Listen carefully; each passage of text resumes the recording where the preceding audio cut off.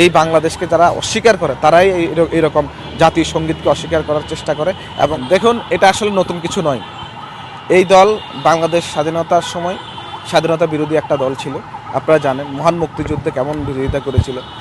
এখন আমাদের জাতীয় সঙ্গীতের সর্বজন গৃহীত এই জায়গাটার মধ্যে এর আগেও আপনারা দেখেছেন শাহবাগে কি হয়েছে, এবং তাদের বিভিন্ন তারা যখন রাজনৈতিক কার্যক্রম করার সুযোগ পেয়েছে তারা সব জায়গায় কিন্তু এই জাতীয় সঙ্গীত নিয়ে, দেশের স্বাধীনতা নিয়ে বিভিন্ন তিরস্কার করেছে।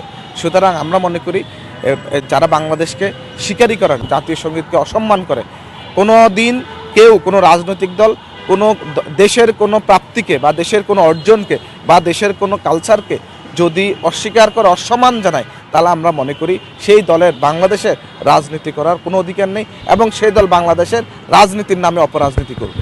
ওয়াক আউট করেছে সংসদ থেকে। কেন ওয়াক আউট করেছে? রাষ্ট্রপতির ভাষণের প্রতিবাদে। আরে ভাই, এই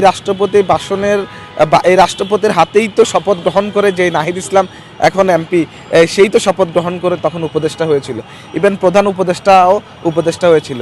তখন কোথায় ছিল তখন তাদের ওয়াক আউট? কোথায় ছিল তাদের প্রতিবাদ?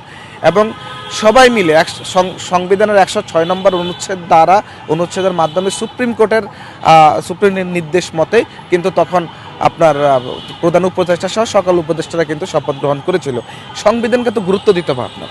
বা একটা দেশে, একটা জায়গায় যদি স্ট্রাকচার না থাকে, কাঠামো না থাকে, সংবিধান না থাকে, সংবিধানকে অবহেলা করা হয়, তাহলে তো সেই দেশ কখনো তার সার্বভৌমত্ব এবং তার সেই দেশের যে রাষ্ট্র পরিচালনার কার্যক্রম বা রাষ্ট্র পরিচালনার যে অথরিটি সেটা ফিরে পাবে না। আমরা জানি যে আমাদের সাংগঠনিক অভিভাবক মাননীয় প্রধানমন্ত্রী জনাব তারেক রহমান, উনি যখন মনে করবেন এখন কমিটি দেওয়া প্রয়োজন, ঠিক সেই সময় কমিটি হবে।